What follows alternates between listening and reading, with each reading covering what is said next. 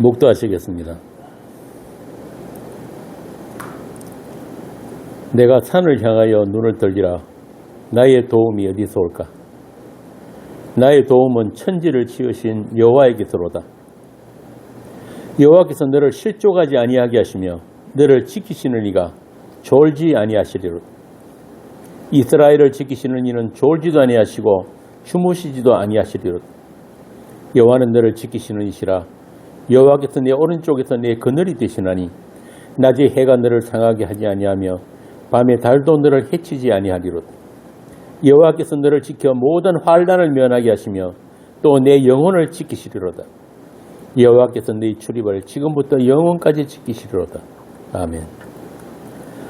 아버지 하나님, 저희들이 광야 인생을 살면서 이 세상에 어디서도 도움을 구할 곳이 없는 것이 우리 인생인 줄 압니다.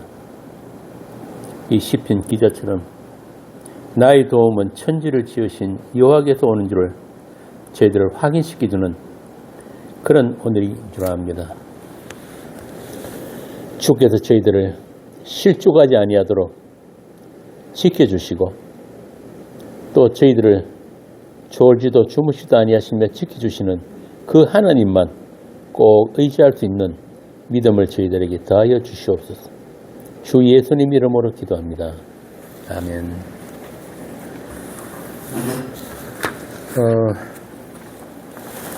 지난 시간에 이어서 고린도서 6장을 보겠습니다.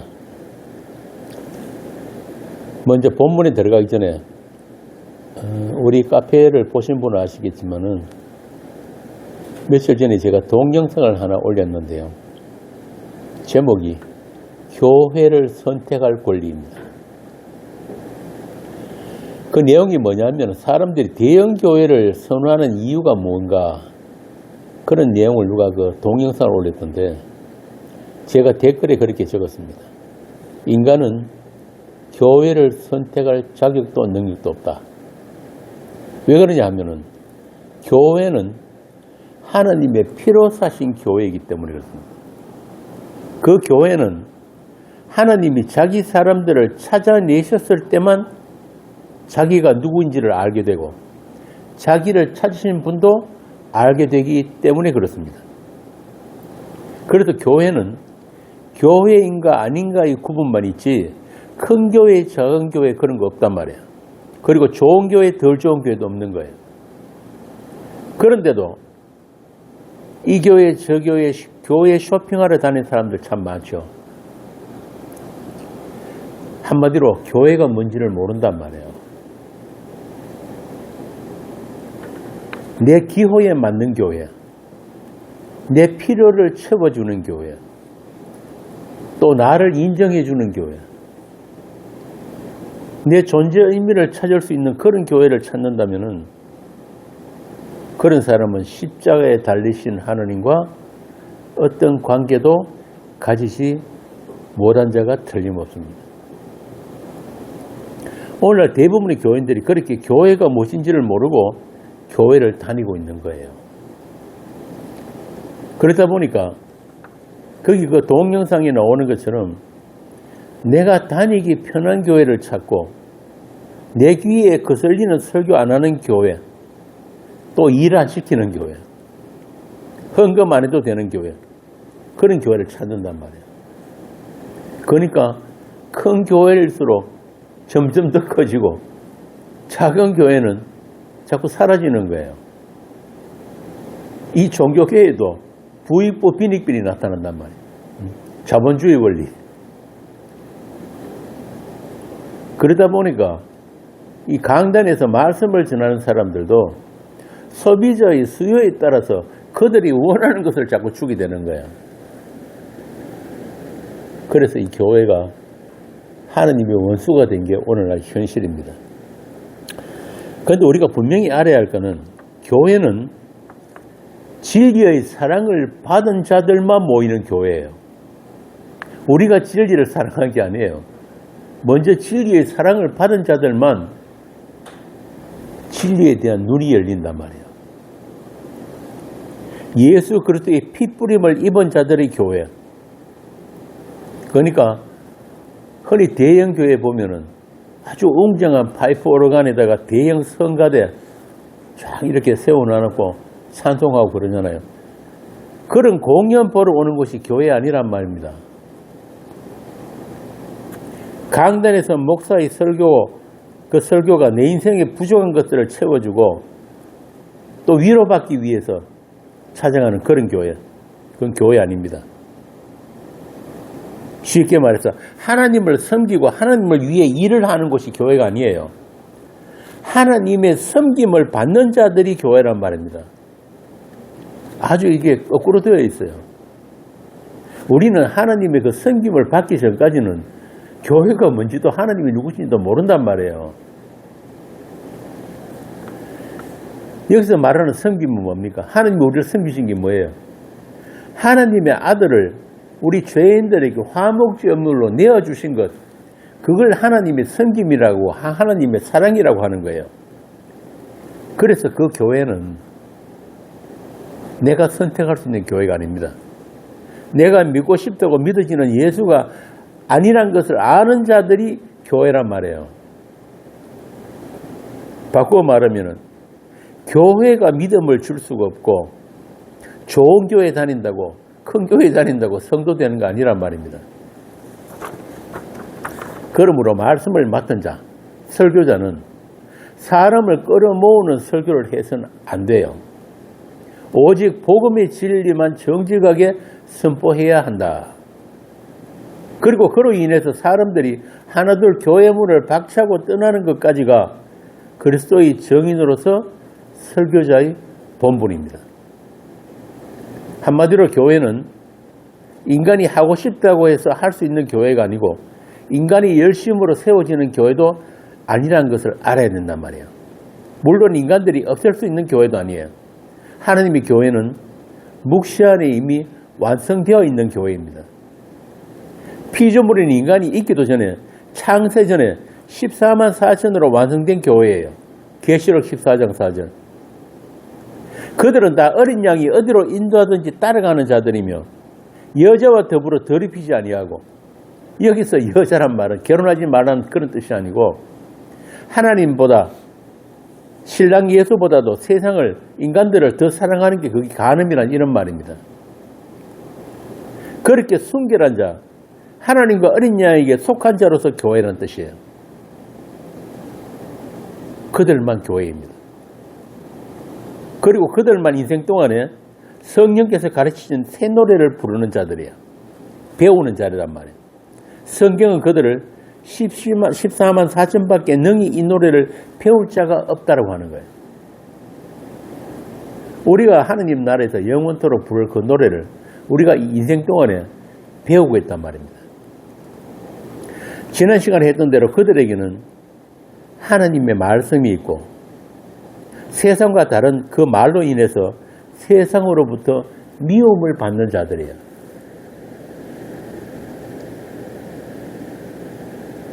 그들만 성경이 에클레시아, 교회라고 한단 말입니다. 이 에클레시아란 말 자체가 무엇으로부터 불려나왔다는 뜻이거든요. 구별되었다. 그러니까 눈에 안 보이는 경계선이 있단 말이에요. 경계선. 서로 넘나들 수 없는 경계선.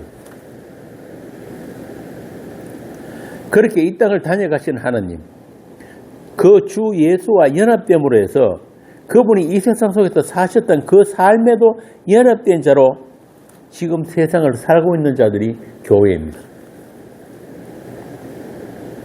그러니까 내가 대한예수교 장로회에 속했다, 침례교 속했다, 내가 주일 되면은 일요일날 교회 간다, 그런 게 교회 아니란 말이에요.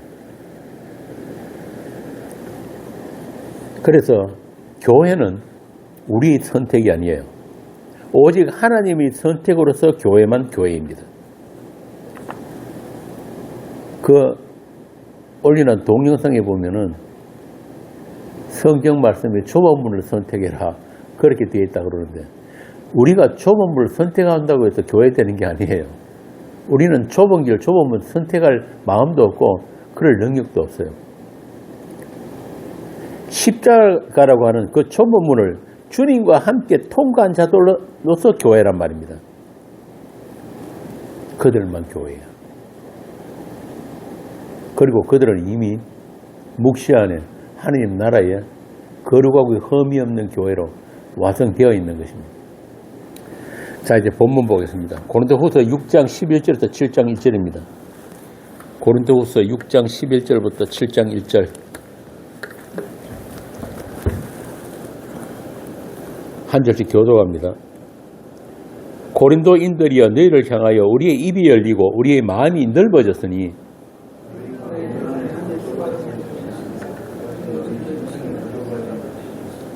내가 자녀에게 말하노니 보답하는 것으로 너희도 마음을 넓히라.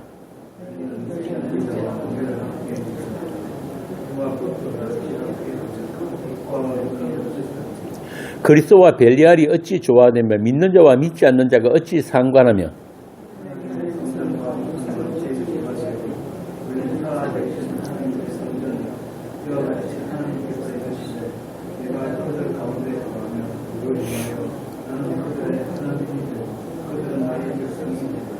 그러므로 너희는 그들 중에서 나와서 따로 있고 부정한 것을 만지지 말라. 내가 너희를 영접하여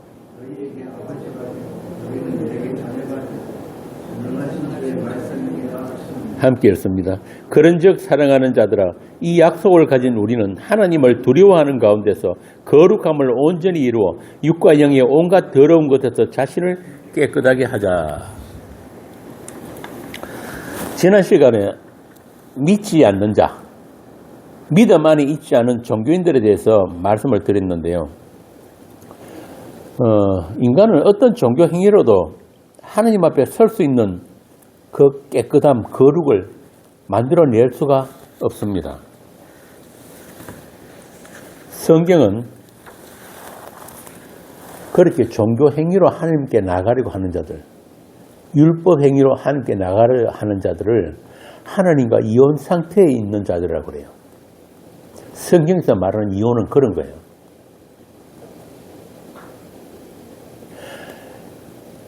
말라기에 보면은 그렇게 열심으로 하나님을 섬긴다고 11조하고 율법 지키했던 그들을 말라기에서 뭐라고 하냐면은 하나님을 도적질한 자라 그래요. 이게 세상 모든 인간들이에요. 모든 종교인들.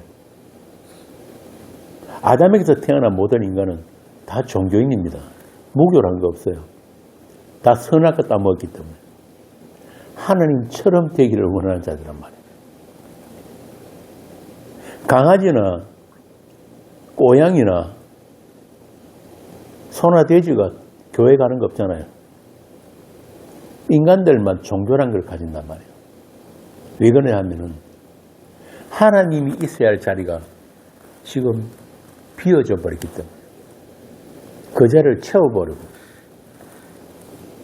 그렇게 끊임없이 생명 열매에 손을 뻗치는 게 종교예요. 그런데 성경이 말하는 거룩은 뭐냐 하면은 오늘 본문에 나오는 여기서 사도 바울이 규정하고 있는 거룩은 뭐냐 하면은 하나님 편에 서는 거예요. 하나님 편에 서는 거예요. 바꾸어 말하면은 하나님이 정하신 한 번 주 예수를 믿는 것, 이게 하나님 편에 서는 거예요. 하나님의 약속을 다 이루시고 십자가로 승리하신 그 예수를 주와 그리스도로 믿는 거란 말입니다. 그분의 완전하심을 믿는 것이 우리의 완전함이에요. 그 일을 위해서 이미 묵시 안에 완성되어 있는 우리가, 거룩하고 흠이 없는 아들들로 완성되어 있는 우리를 하나님께서 일부러 이 세상으로 보내셨단 말입니다.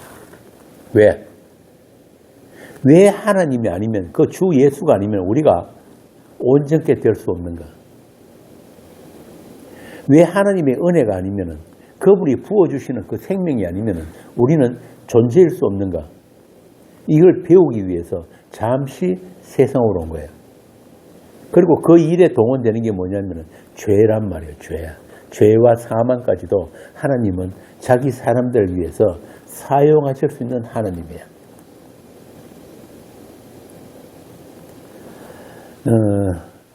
그 예레미야 그 40장에 보면은 이스라엘이 범죄해가지고 바벨론으로 포로되어 끌려갑니다. 바벨론 포수라 그러죠. 그렇게 끌려가는데 예레미야도 그 행렬에 같이 끌려가요. 그런데 그때 하나님의 말씀이 임하는 거예요. 누구에게 임하냐면은 바벨론의 건의대장 느부살라단한테 그 말씀이 임해요. 임해가지고 뭐냐면은 예레미야야, 내가 너 풀어줄 테니까 너 바벨론 따라갈래? 아니면은 다시 이스라엘로 돌아갈래? 그래. 하나님은 그 범죄로 인해 바벨론으로 끌려가는 그것도 70년을 거기서 살게 돼요. 이스라엘이. 거기에 하나님이 함께 가신다고요. 그러면서 예레미야에게 너 같이 갈래? 아니면 네 좋은 대로 이스라엘 돌아가라 그러신다. 그 바벨론에 이스라엘을 보내신 이유가 뭐냐면 이스라엘의 정화란 말이에요. 정화. 깨끗게 하심. 온갖 우상 섬김과 범죄로 인해서 더럽혀진 이스라엘을 70년간 바벨론 포로로 끌려가가지고 거기서 그들을 정화시키는 기간이에요. 그 10편, 137편입니까? 거기 보면은 이스라엘이 바벨론 강가에서 노래를 부르잖아요. 그 팝송에도 그런 거 있어요. 바벨론 강가에서 노래 부르는. 그들이 어떤 노래를 부르는가 하면은 그 시온을 그리워하면서 하나님이 계신 그곳을 그리워하면서 그렇게 노래를 부른단 말이에요. 그게 바로 이스라엘의 정화예요. 정화. 깨끗게 하심이란 말이에요.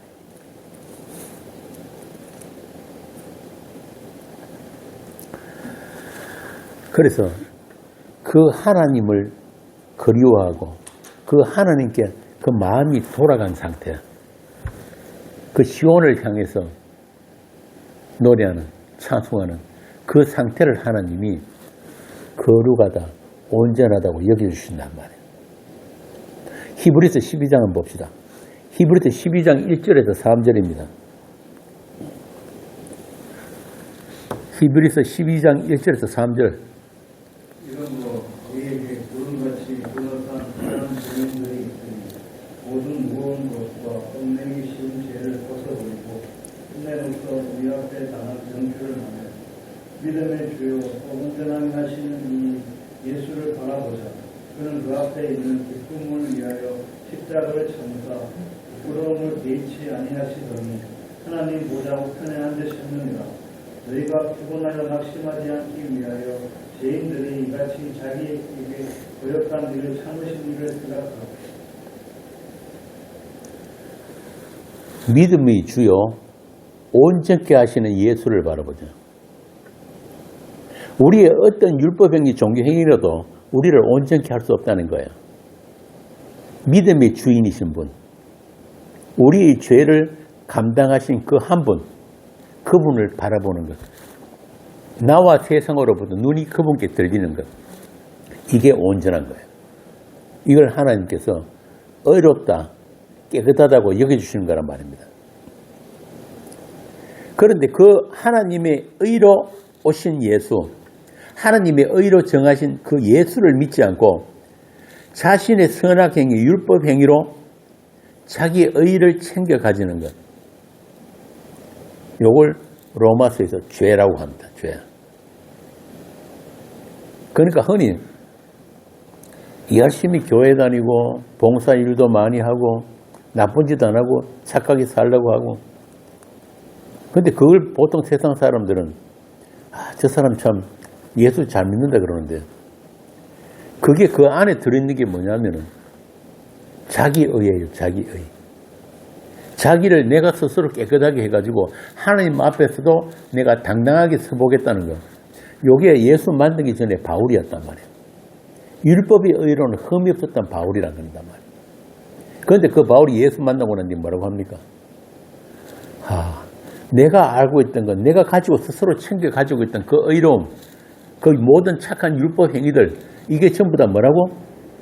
배설물. 배설물. 내가 그리스도라는 그 지식, 그분을 아는 그걸 알고 나니까 그 모든 것들이 다 배설물이더라. 똥이더란 말이야. 내가 썩을 멸류관 차를 얻어보겠다고 인생을 허비했구나. 믿음의 주요 온전케 하시는 예수를 바라보지 않고 자기 자신의 의로움에 집착하는 것, 스스로를 깨끗이 하려고 하는 것, 셀프 거룩이라고 그래요. 이게 다른 말로 하면 자기 숭배고 자기 영광이거든요. 그래서 바울은 고린도전서 9장 26절 27절에서 나는 다름질 하기를 향방 없는 것 같이 아니한다. 싸우기를 허공을 치는 것 같이 아니한다. 내가 내 몸을 쳐서 복종케 하면 내가 남에게 전파한 후에 도리어 버림을 당할까 두려워한다.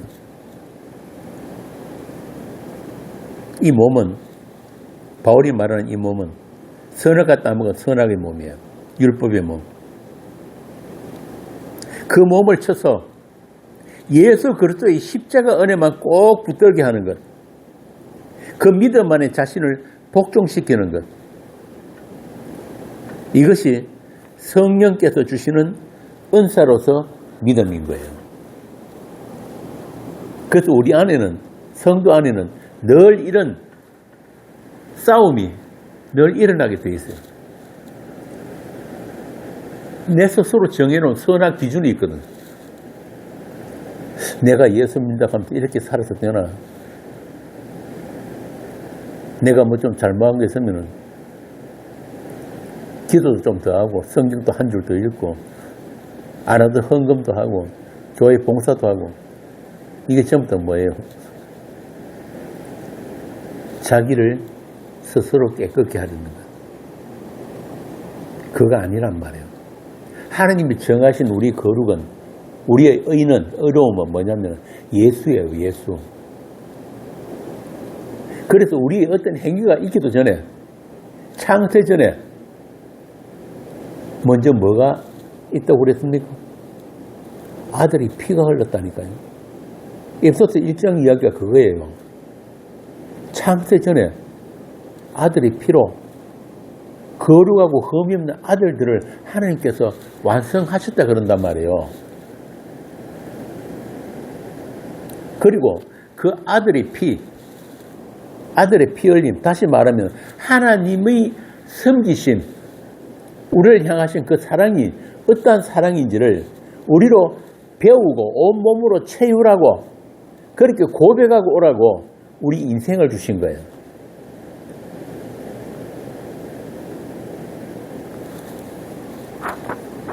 믿음이란 말입니다. 믿음.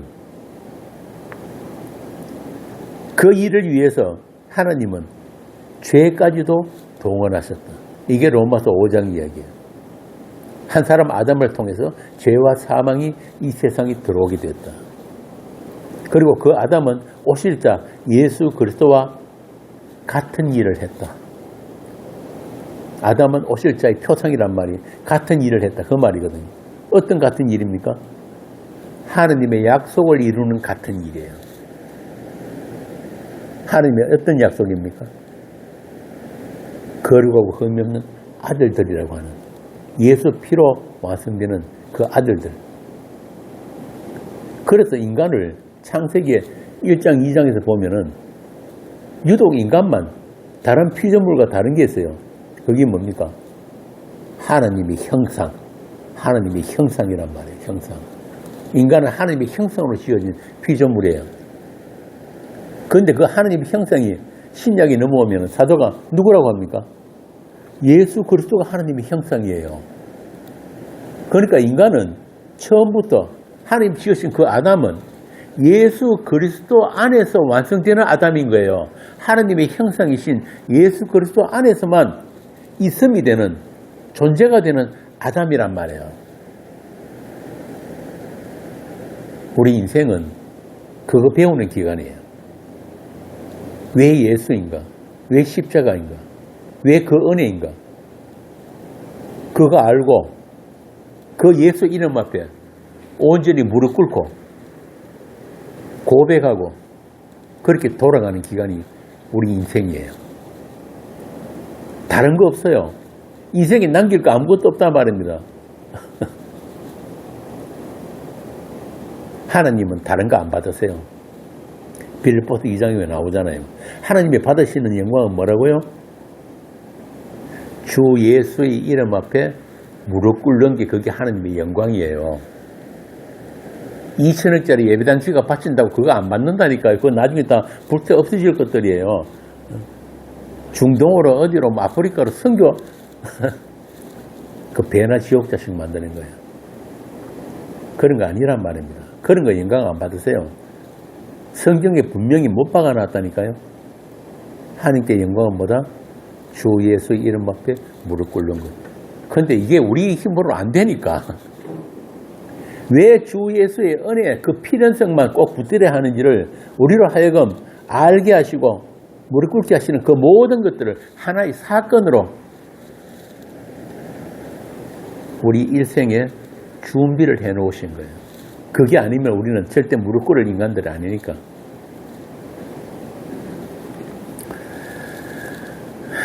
그렇게 성도의 모든 행함은 믿음의 행함이에요. 믿음으로 시작하고 믿음으로 완결되는 행함. 바꾸어 말하면 주 예수로 시작하고 주 예수로 완성되는 행함이에요. 이걸 주님의 행함, 예수의 행함이라고 한단 말이에요. 나의 주체를 그분에게 넘겨드리는 거예요. 본래 우리에게는 믿음 자체가 없으니까. 그분이 믿음 안에서, 예수님의 믿음 안에서 우리가 일평생을 살아가게 되는 것. 그걸 알게 되는 거예요. 바울이 가르쳐서 2장 20절에서 뭐라고 합니까? 내가 그리스도와 함께 십자가에 못 박혔나니 그런 적 이제는 내가 산 것이 아니요 그리스도께서 사신 것이라. 내가 이 육체 가운데 사는 것은 나를 사랑하사 자기 몸을 버리신 하나님의 아들의 믿음 안에서 사는 거예요. 아들을 믿는 믿음이 아닙니다. 그 번역 잘못된 거예요. 아들의 믿음 안에서 사는 거예요. 그래서 바울은 자신이 남에게 그리스도의 복음을 전한 후에 그 복음이 아닌 과거의 바울, 그 사울로 율법 행위로 의롭다함을 얻으려 했던 그 바리새인 중에 바리새인인 그 사울로 돌아갈까 봐 두려워했다. 왜? 우리 몸은 이 율법의 몸, 선악의 몸이기 때문에 예수를 믿는다고 하면서도 끊임없이 선과 악을 스스로 나누어 가지고 선악 행위를 하려는 그런 게 있기 때문에. 그래서 하나님의 선물로서 믿음이 우리에게 주어지면 제일 먼저 나타나는 현상이 뭐냐면 아, 내게는 믿음이 없구나. 이거부터 드러나는 거예요. 그게 정상이에요. 그런데 교회 오래 다니다 보면 어떻게 됩니까? 믿음이 없는데 자꾸 믿음이 있는 줄 착각하게 된다면 자기 세뇌라 그럽니까? 자꾸 학습시켜가지고 그거 아니란 말이에요. 성령께서 하시는 일은 자꾸 우리에게 성령이 오시면은 자꾸 우리의 믿음 없음을 폭로시키고 우리가 스스로 만들어낸 선악 기준, 죄에 대해서, 의에 대해서, 심판에 대해서 자꾸 책망하시는 게 성령이 하시는 일이에요. 그래서 그런 성령이 책망을 듣게 되면 어떻게 됩니까? 나는 아니오거나 나는 아니오. 주님만 어려우심. 주님이 의고 주님이 선이고 주님이 믿음이고 주님이 전부이십니다. 그 자리로 가게 된단 말이에요. 다시 말하면 자신의 믿음은 자신의 것이 아니고 자신의 지식도 자신의 것이 아니란 것을 사도는 알았던 거예요. 스스로는 도저히 벗어날 수 없는 그 사망의 몸에 묶여있는 그런 자신의 한계를 알기 때문에 오직 믿음으로 누리게 된 그리스도 아니라고 하는 그 현실, 그 현실을 우리의 불가능한 사망의 몸을 통해서 다시 확인하게 되는 것. 그거란 말입니다. 그게 사도 바울에게만 있었던 게 아니고 우리 모든 성도에게 반드시 나타나는 현상이에요. 로마서 7장 24절부터 8장 4절까지 한번 봅시다. 로마서 7장 24절부터 8장 4절입니다. 사망의 몸에서 누가 나를 건져내 우리 주 예수 그리스도로 말미암아 하나님께 감사하리로다. 그런즉 내 자신이 마음으로는 하나님의 법을 육신으로는 죄의 법을 섬기노라. 그러므로 이제 그리스도 예수 안에 있는 자에게는 결코 정죄함이 없나니 이는 그리스도 예수 안에 있는 생명의 성령의 법이 죄와 사망의 법에서 너를 해방하였으며 율법이 육신으로 말미암아 연약하여 할 수 없는 그것을 하나님은 하시나니 곧 죄로 말미암아 자기 아들을 죄 있는 육신의 모양으로 보내어 육신의 죄를 정하사 육신을 따르지 않고 그 영을 따라 행하는 우리에게 율법의 요구가 무엇이게 하려 하십니까? 율법의 의로는 흠이 없다고 했던 바울이 이제 뭐라고 합니까? 우리 연약한 몸으로 인해서 율법 어느 한 조항도 제대로 지킬 수 있는 게 없었다. 이렇게 변한단 말이에요. 이게 그리스도 안에 있는 성도입니다. 바울은 우리에게 의가 되신 예수, 우리의 의가 되신 그 예수, 우리의 승리의 멸류관이 되신 그 예수 그리스도라는 그 약속, 우리를 깨끗하게 하고 온전하게 하는 그 언약의 피를 오늘 본문 말씀을 통해서 오고 오는 세대의 교회에게 증언하고 있는 거예요. 오늘 본문 말씀이 전부 다 그 이야기예요. 왜 너희들이 그리스도와 별자리 함께 할 수 없고 믿는 자와 믿지 않는 자가 함께 할 수 없는지, 그거는 우리가 착해서 그런 것도 아니고 우리가 예수 잘 믿어서 그런 것도 아니고 이건 운명적인 거란 거예요. 어떤 운명? 창세전에 있었던 그 약속, 아들의 피라고 하는 그 약속이 우리를 세상과 갈라놓았다. 그 이야기입니다. 선언이에요. 바울은 그 십자가, 그 피 외에는 아무것도 알지 않았다고 했잖아요. 예수 그리스도의 십자가 외에는 아무것도 자랑할 것이 없는 사람들이, 그들이 성도고 그들이 세상 끝을 살고 있는 교회이며 그들의 삶은 세상과 같을 수가 없다. 아무리 세상과 섞이고 싶어도 섞일 수가 없다.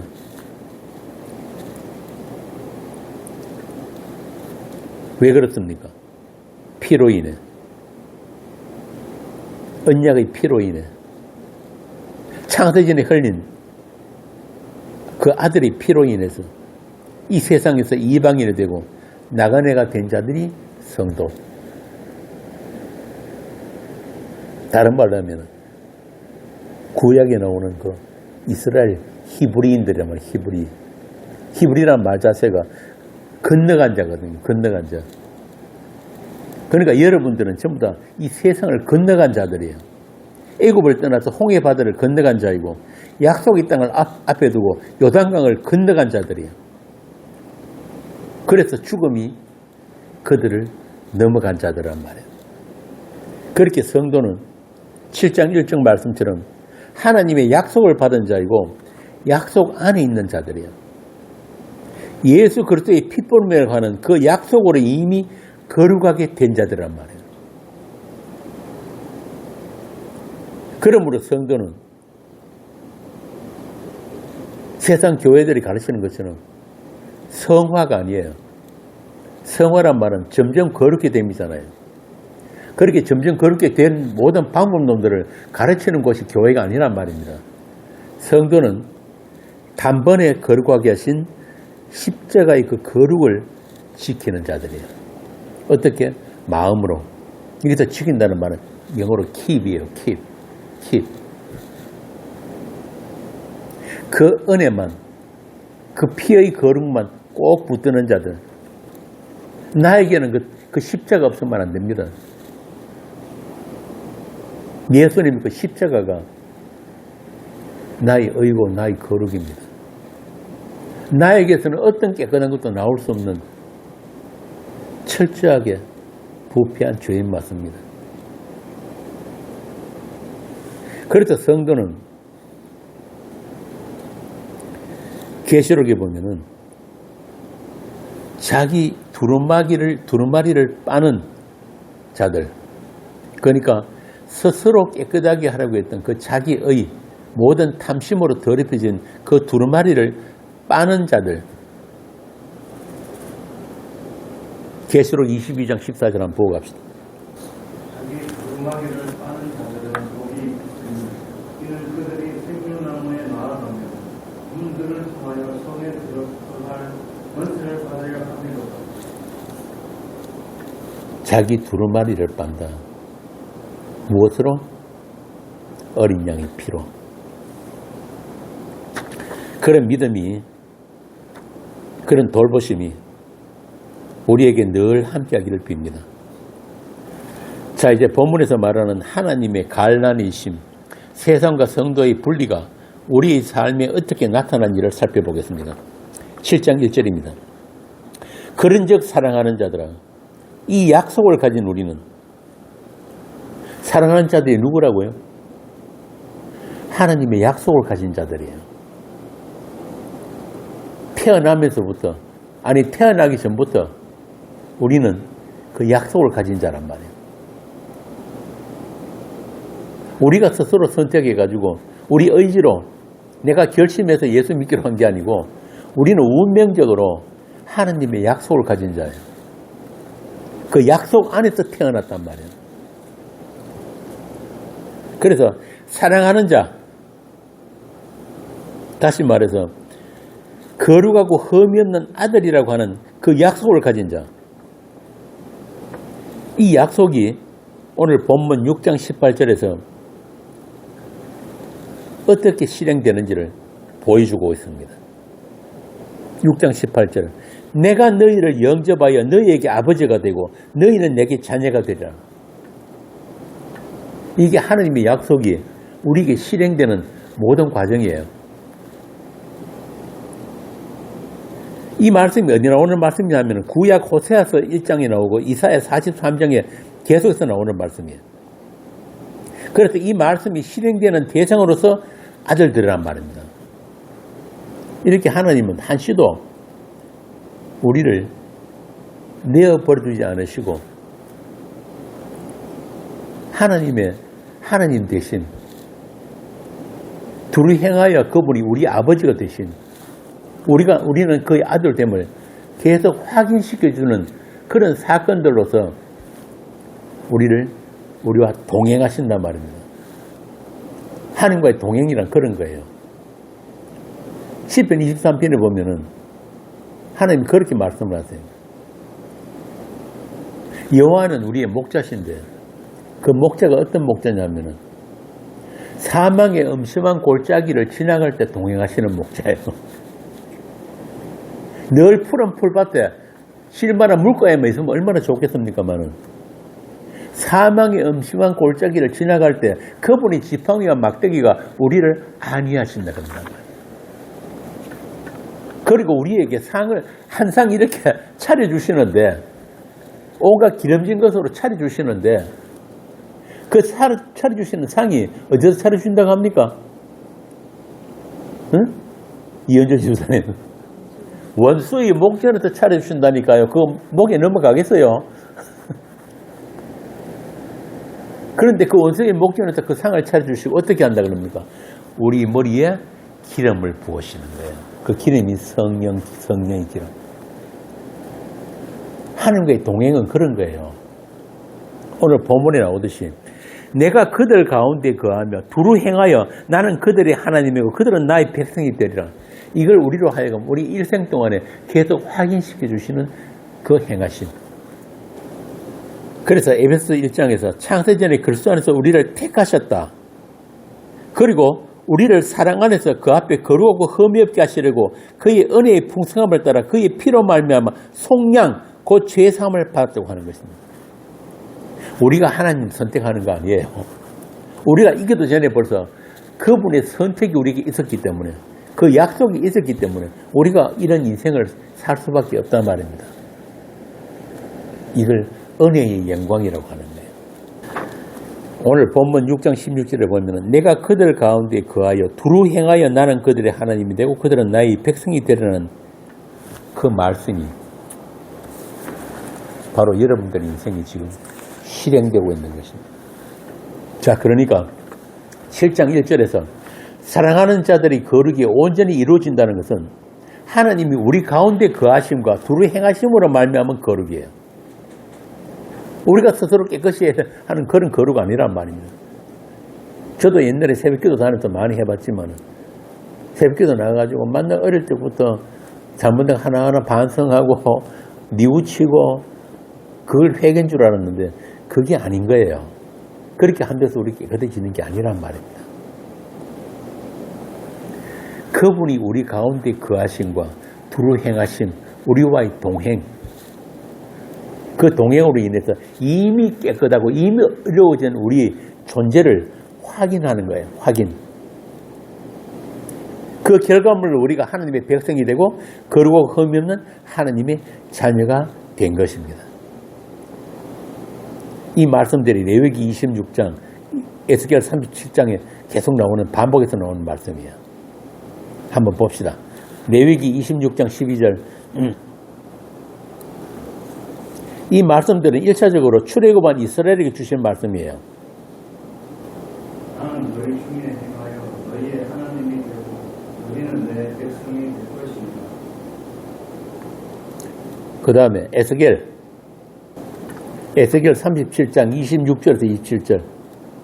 내가 그들과 화평의 언약을 세워서 영원한 언약이 되게 하고 또 그들을 견고하고 건성하게 하며 내 성소를 그 가운데에 세워서 영원히 이르게 하리니 내 처소가 그들 가운데에 있을 것이며 나는 그들의 하나님이 되고 그들은 내 백성이 되리라. 하나님의 말씀 그 자체로 완료입니다. 완성이에요. 이 말씀에 우리가 협조할 게 없단 말이에요. 그래서 하나님은 하나님이에요. 그러니까 이 말씀들은 1차적으로 출애굽한 이스라엘에게 주신 말씀인데 그 이스라엘은 어떤 이스라엘입니까? 하나님의 약속을 받은 이스라엘. 로마서 9장에서 이야기하잖아요. 그 약속이 무엇이었습니까? 로마서 9장 6절에서 8절 봅시다. 이 약속이 어떻게 실행되었는지를 사도가 다시 정언하고 있는 거예요. 그러나 하나님의 말씀이 폐하여진 것 같지 않도다. 이스라엘에게서 난 그들이 다 이스라엘이 아니요 또한 아브라함의 씨가 다 그의 자녀가 아니라 오직 이삭으로부터 난 자라야 내 씨라 불리리라 하셨으니 곧 육신의 자녀가 하나님의 자녀가 아니요 오직 약속의 자녀가 씨로 여기심을 받느니라. 약속의 자녀만 씨로 여김을 받는다. 그러니까 육신의 혈통이 이스라엘이 아니고 지금 저 중동에서 지금 전쟁치는 그 이스라엘 아니라는 말이에요. 아브라함과 같은 믿음, 이삭과 같은 믿음, 야곱과 같은 믿음. 그래서 하나님은 아브라함의 하나님, 이삭의 하나님, 야곱의 하나님을 그러잖아요. 그들에게 주신 그 약속이 하나님에 의해서 어떻게 실행되었는지를 아는 자들만 이스라엘이에요. 그래서 그 믿음을 가진 자, 다시 말하면 이스라엘에게 남은 자들만 하나님이 된다는 그런 약속이에요. 그들이 그리스도 안에 있는 교회입니다. 육적 혈통과 상관없는 이스라엘. 그러나 하나님의 약속을 그 이스라엘은 오해를 했고 그 약속의 하나님을 이스라엘은 아는 것과 믿는 일에 실패했다. 그것을 균형적 이스라엘이라고 하는 거예요. 우리에게 보여주기 위해서. 왜 그 이스라엘은 실패할 수밖에 없었는가? 그렇게 하나님의 약속이 하나님에 의해서만 어떻게 이루어지는가에 대해서 시범 케이스로, 시범 조교로 불려나온 이스라엘이라는 그런 뜻입니다.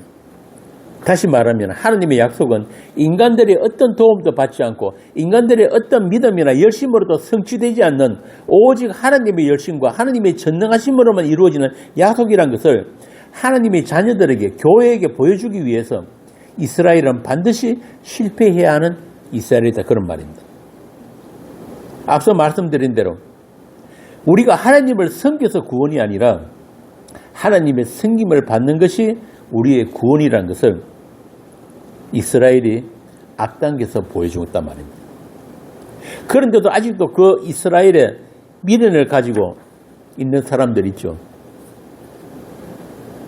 인터코, 백투더 예루살렘 이야기하는 사람들. 세대주의자들. 무슨 열방센터니 뭐니 해가지고. 바로 그런 사람들이 이 땅을 다녀가신 그 하나님,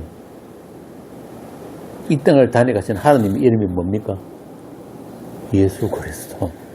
구약에 나온 여호와란 말이에요. 그 이름을 모욕하는 자들이에요. 자, 이렇게 하나님은 이스라엘을 통해서 영원전에 자기 약속이 어떻게 땅에서도 이루어질 것인지를 미리 계시하셨습니다. 그 이스라엘은 그래서 그 약속을 담은 이스라엘이라고 하는 거예요. 그 이스라엘의 역사를 기록한 게 우리가 갖고 있는 구약이 있잖아요. 구약 39권. 좀 전에 읽은 레위기 26장, 에스겔 37장이 전부 다 그 이야기예요. 여기 레위기 26장 말씀은 이스라엘에게 안식년, 희년의 율법을 주시면서 그 다음에 이어서 나오는 말씀이거든요. 그러니까 안식년이나 희년이 담고 있는 메시지, 그 하나님이 장막, 처소가 담고 있는 메시지가 전부 다 같은 것이라는 것을 보여준 거예요. 그런데 앞서 말씀드린 에스겔 31장에 보면은 내 성소를 그들 가운데 세워서 영원히 이르게 한다. 그런데 이스라엘 성전은 AD 70년에 로마군에 의해서 완전히 파괴되고 없습니다. 그럼 이 하나님의 약속은 어떻게 된 거예요? 이 하나님의 약속하신 영원한 성소, 성전 어디 간 거예요? 지금도 예루살렘에 가면은 이슬람들이 만든 그 성전이 있다니까요. 그래서 그것 때문에 서로 치고받고 싸우는 거예요. 그러면 하나님이 에스겔에서 약속하신 이 영원한 처소는 어디 있는 거예요? 여러분들이 그 영원한 처소예요. 하나님의 백성, 하나님의 자녀들로서 그 교회를 가리킨단 말이에요. 에베소서에 나오는 그리스도 안에 그의 피로 거룩하고 흠없게 된 아들로서 교회, 그 하나님의 피로 쓰신 그 교회가 바로 하나님의 성전인 것입니다. 고린도서 3장 16절, 너희가 하나님의 성전인 것과 하나님의 성령이 너희 안에 거하시는 것을 알지 못하느냐. 이 성전이에요. 다른 말로 그리스도의 몸으로서 교회인 여러분들이 하나님이 거하시며 직접 관리하시는, 그렇게 두루 행하시는 하나님의 백성으로서 성전이며 하나님 나라인 것입니다. 다시 말해서 하나님이 함께 하시는 자들로서의 거룩한 무리, 성도란 말이에요. 그래서 우리의 거룩은 하나님의 행하심, 하나님의 함께 하심이 우리의 거룩입니다. 그래서 고린도서 3장 17절에서 누구든지 하나님의 성전을 더럽히면 하나님이 그를 멸하신다고 하는 거예요. 하나님의 성전이 거룩하니 너희도 거룩하라. 그러니까 우리의 온전한 거룩은 하나님의 함께 하심과 하나님의 돌보심에 의한 거룩. 하나님이 우리에게 입혀주신 아들이 피로 빤 그 흰옷, 그 세마포, 그걸 거룩이라고 하는 거예요. 그래서 하나님은 그 거룩을 더럽히지 않도록, 빼앗기지 않도록, 잃어버리지 않도록 우리를 끝까지 함께 하시면서 지켜주시는 거예요.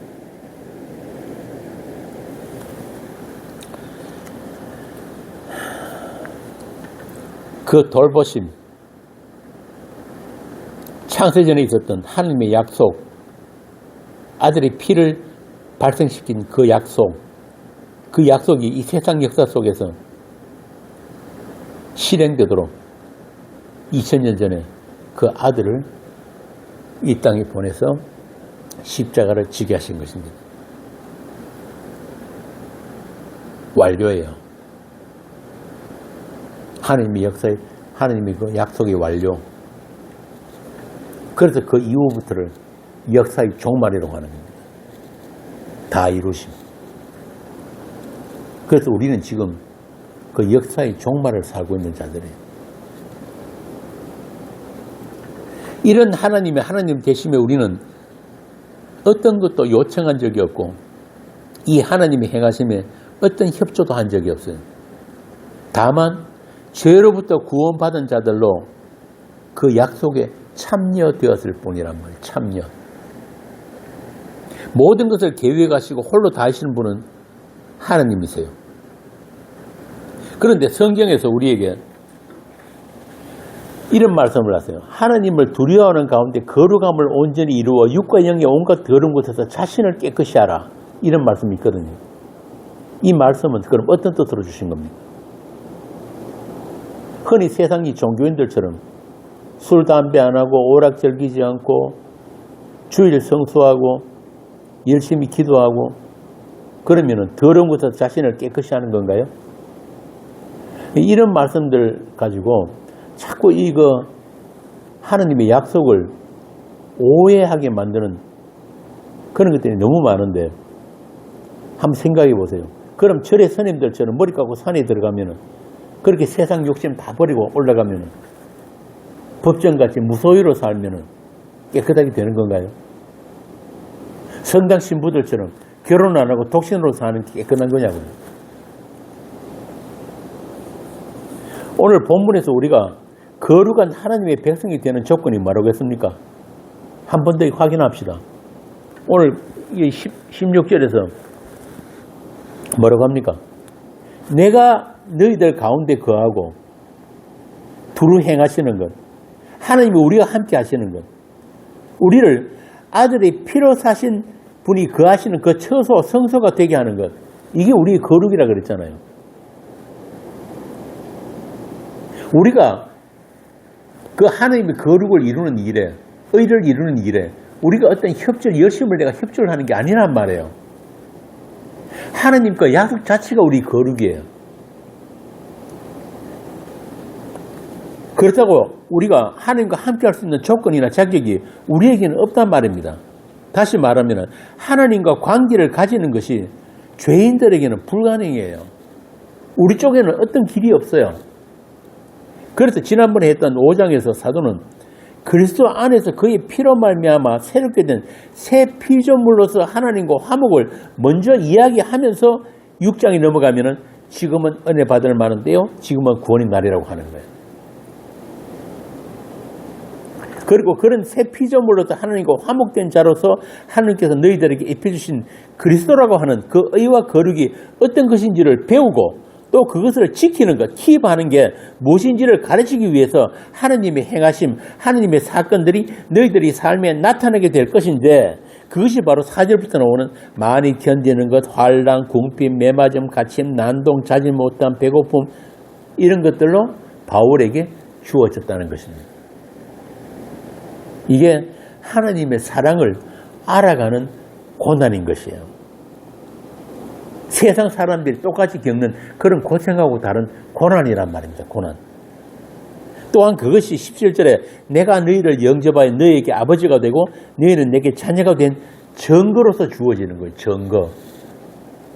그래서 이런 징계, 이런 고난, 이런 다스리심이 없으면 뭐라고 합니까? 히브리서에서 사생아라고 하는 거예요. 그런 하나님께서 우리 인생에 개입하시는, 돌보시는, 두루 행하신 그것을 우리가 온몸으로 우리 인생에서 그걸 삶으로 느낄 때 비로소 우리는 그분에 대해서 알아가게 된다. 그분이 어떤 하나님이신지를 우리에게만 알게 하신다. 그분이 사랑으로 우리도 그분을 사랑하게 된다. 요한일서에 나오잖아요. 우리가 하나님을 사랑한 것이 아니요 하나님이 우리를 사랑하신 것이라. 우리는 하나님이 누구신지도 모르는데 사랑할 큰 다른 게 없단 말이에요. 우리는 자기만 사랑해요. 나밖에 몰라요. 그렇게 집밖에 모르고 집만 사랑하는 걸 성경이 죄라고 한단 말이에요. 그런 우리가 어떻게 하나님을 알게 되고 그분을 사랑하게 되는가? 고린도서 제일 마지막에 바울이 뭐라고 합니까? 주를 사랑하지 않거든 저주를 받으라고 한다니까요. 저주. 이 심각한 거예요. 평생 교회 다니는데도 하나님을 모르는 사람이 대부분이에요. 왜? 하나님이 열어주시지 않으면 우리 눈을 열어주시지 않고 귀를 열어주시지 않으면 모르는 거예요. 하나님이 먼저 그 사랑을 우리 마음에 부어주셔야만이 그 사랑이 마중물이 돼가지고 우리에게도 사랑이 나온단 말이에요.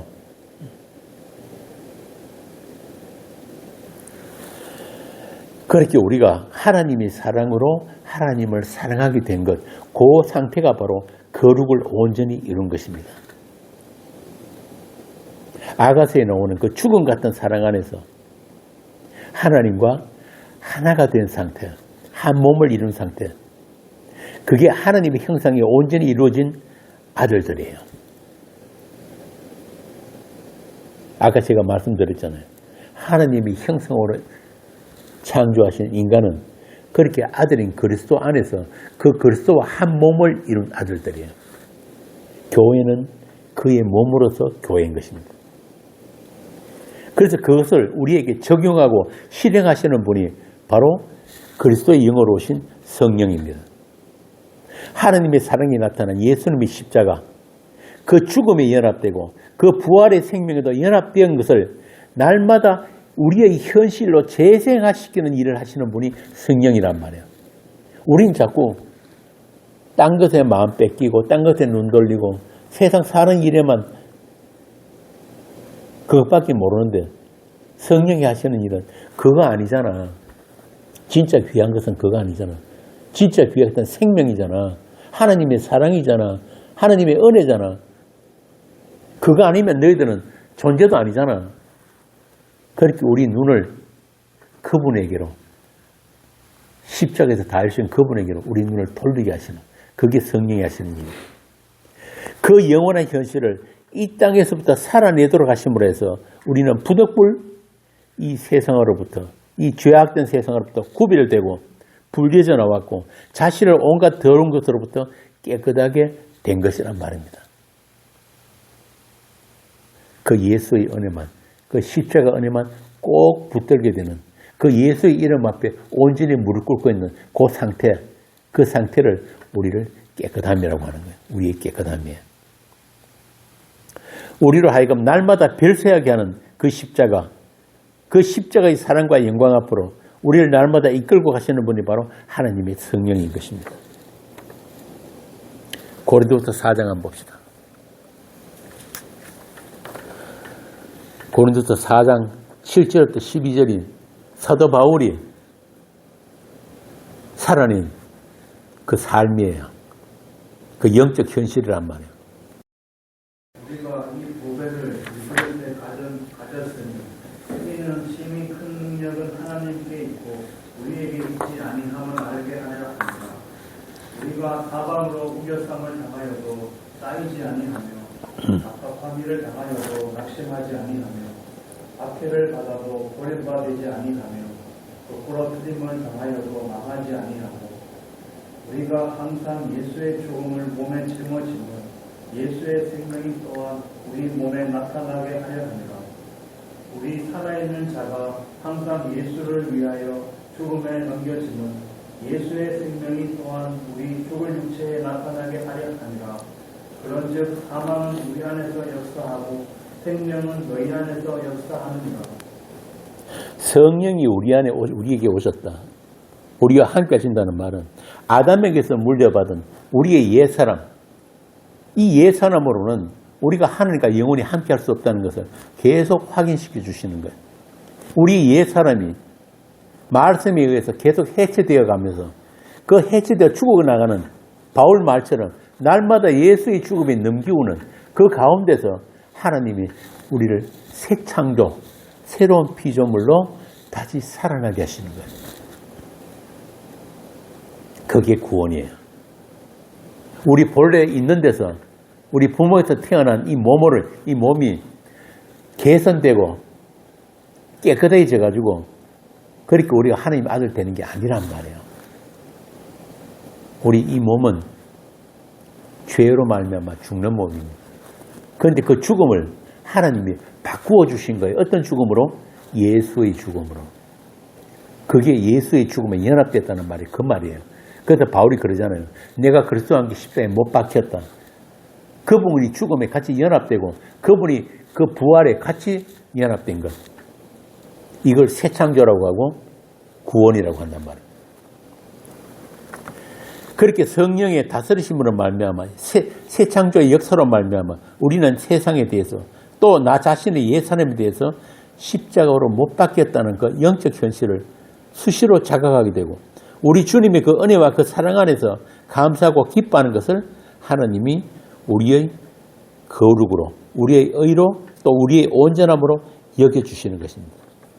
한마디로 예수 믿음이에요. 예수 믿음. 예수를 믿는다는 그런 거란 말입니다. 하나님이 그 새 창조, 재창조 안에서 우리는 그냥 가만히 있는 거예요. 살아있으면 된다는 말이 그 말이란 말이에요. 그 모든 일들은 주께서 하시는 일이에요. 그렇게 십자가에서 하나님 약속을 다 이루신 그 예수만으로 아무 부정함이 없는 상태. 이게 우리의 온전함이에요. 그분으로 충분하고 우리가 또한 그분이 충만이 되는 것. 그것을 성경이 사랑이라고 합니다. 그 사랑이 아니면 아무것도 아니라고 하는 것. 우리 인생의 목적은 그 사랑의 너비와 길이와 높이와 길이를 알아가는 세월이에요. 우리의 행복은 그 사랑 안에만 있다는 것을 아는 것. 오직 그 사랑 안에서만 그분만으로, 그 예수만으로 행복한 여러분들이 되시기를 빕니다. 여러분은 그 사랑 안에서 이미 의롭고 이미 거룩하며 이미 온전한 하나님의 자녀들입니다. 누가 우리를 그리스도의 사랑에서 끊으리요? 환난이나 공고나 박해나 기근이나 적신이나 위험이나 칼이랴. 기록된 바 우리가 종일 주를 위하여 죽임을 당하게 되며 도살할 양같이 여김을 받은 나의 당과 같으니라. 그러나 이 모든 일에 우리를 사랑하시는 이로 말미암아 우리가 넉넉히 이기는 내가 확신하노니 사망이나 생명이나 천사들이나 권세자들이나 현재일이나 장래일이나 능력이나 높음이나 기쁨이나 다른 어떤 피조물이라도 우리를 우리 주 그리스도 예수 안에 있는 하나님이 사랑해서 끊을 수 없으리라. 아멘. 기도하겠습니다. 하나님의 거룩하신 사랑이 우리의 시작이고 우리의 완성인 줄을 알았습니다. 그 사랑 안에서 하나님을 누리고 하나님을 자랑하고 하나님을 영원토록 찬송하는 그런 거룩한 백성들이 다 되게 하여 주옵소서. 우리에게 입혀주신 그리스도라는 그 거룩을 그 피로 빤 그 흰옷을 더럽히지 않게 주께서 지켜주시고 우리에게 주신 화목의 직분을 잘 감당할 수 있게 주의 몸된 교회를 말씀으로 날마다 새롭게 하여 주옵소서. 우리를 창조하신 자의 형상을 따라서 지식에까지 새롭게 하심을 입은 자들로 우리가 다 하나님의 기쁨이 되게 하여 주옵소서. 주 예수님 이름으로 기도합니다. 아멘.